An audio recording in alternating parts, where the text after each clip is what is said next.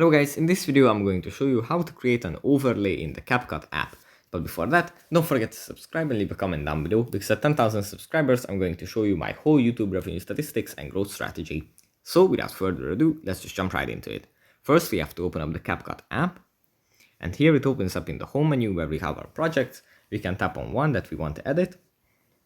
After we opened up the project, in the bottom bar we find the overlay.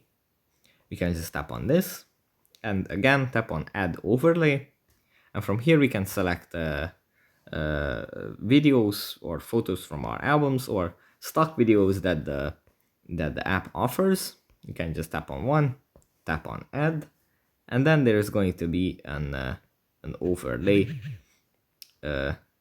over our original video, and we can just exit this menu and continue on editing. So that's pretty much it for this video. Hope it was helpful for you guys, and I'll see you in the next one. Bye.